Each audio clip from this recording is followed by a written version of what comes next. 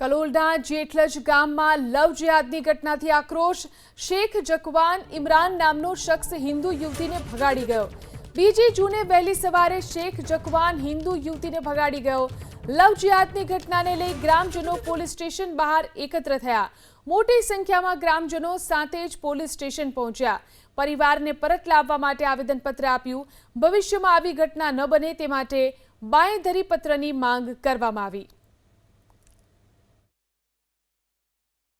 ગાંધીનગર જિલ્લાના કલોલ તાલુકાના જેટલજ ગામમાં એક લવ જિહાદની ઘટના બની છે। આ ઘટનાને લઈને ગ્રામજનોમાં આક્રોશનો માહોલ છે અને તેઓ હાલમાં સાતે જ પોલીસ સ્ટેશન ખાતે રજૂઆત કરવા માટે આવ્યા છે।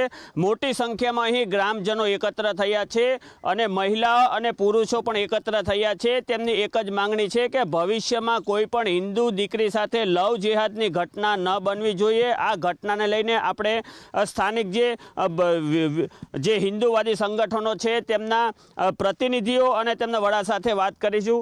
શું છે સમગ્ર ઘટના અને શું છે માંગણી? છેલ્લા 2-3 દિવસ થયા એક વિધર્મી છોકરો હિન્દુની દીકરીને મધ્યરાત્રિ બાદ 2 વાગે અહીંથી 2 તારીખના લઈને જતો રહ્યો। અમે 2 તારીખના સવારના 8 વાગ્યાથી કરીને સાંજ સુધી અહીં તપાસમાં હતા।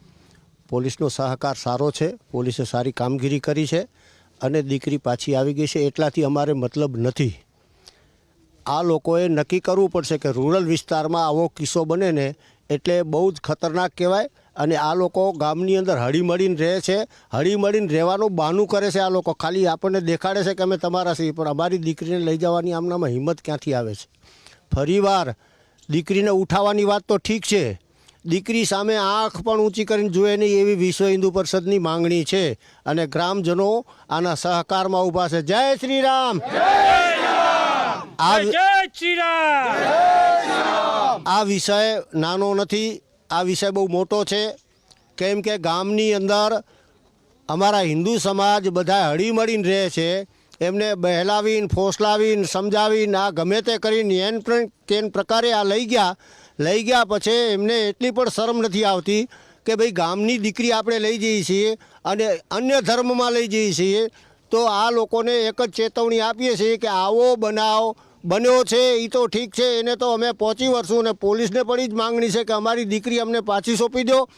અમે અમારા સમાજમાં એને જે કંઈ પરણાવવાની કરવાની અમે કરશું, પણ વિધર્મીઓ આગળથી એવી બાંયધરી લો કે ફરીવાર ઉઠાવવાની વાત તો દૂર રહી, એ હિન્દુ કોઈ પણ હોય એની દીકરી સામે આંખ ઊંચી કરવાની આમનામાં હિંમત ન હોવી જોઈએ। એ જ અમારી માંગણી છે। જી, અહીં મોટી સંખ્યામાં મહિલા પણ એકત્ર થઈ, આપણે તેમની સાથે વાત કરીશું। બેન, શું છે સમગ્ર ઘટના અને એક મહિલા તરીકે તમારી શું માંગણી છે?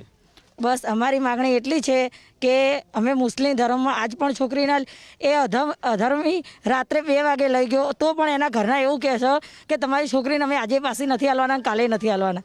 બસ અમારે પોલીસ અને સરકાર પાસે એટલી જ માગ છે કે અમારી છોકરી અમારે સહી સલામત પાછી જોઈએ અને એ લોકો છોકરીને દબાવે ગમે તે કરે પણ અમારી છોકરી પાછી જોઈએ। બસ ભવિષ્યમાં આવી ઘટનાઓ ગામમાં ન બને, તમારી શું માંગણી? ભવિષ્યમાં આવી ઘટના ના બને એના માટે મુસ્લિમ સમાજને આ સ્ટીક પોલીસ દ્વારા પણ બધી રીતે આપવી પડશે કે આ બીજી વાર ના બનવું જોઈએ। જી, આ હતા મહિલાઓ, મોટી સંખ્યામાં તેઓ એકત્ર થયા છે। આપણે બજરંગ દળના આગેવાન તેમની સાથે પણ વાત કરીશું। ઘટનાને લઈને લોકોમાં કેવો આક્રોશ છે અને ભવિષ્યમાં આવી ઘટના ન બને તે માટે પ્રશાસન સમક્ષ શું માંગ છે તમારી? ભવિષ્યમાં આવી કોઈ ઘટના ના બને એના માટે પ્રશાસને જો કે કાયદા બનાવવા જોઈએ। રાજ્યસભાની અંદર આવો પહેલાં એક માંગ ઊભી થઈ હતી જ કે ભાઈ દીકરીઓ એમની મા બાપની પરમિશન વગર કોઈની સાથે લગ્ન કરી ના શકે, એટલા માટે। અને આ તો અન્ય ધર્મની અંદર જ્યારે લગ્ન કરવા કોઈ દીકરી જતી હોય તો એના માટે બહુ કડક કાયદા બનવા જોઈએ। અને આ જે વિધર્મી છે હિન્દુ દીકરીને લઈને છેક પંજાબ સુધી ગયેલો છે, તો એના પાછળ આ કોનો હાથ છે, આના પાછળ કોઈ મોટું ષડયંત્ર તો નથી, એના માટે બી એક ઊંડી તપાસ પ્રશાસને કરવી જોઈએ।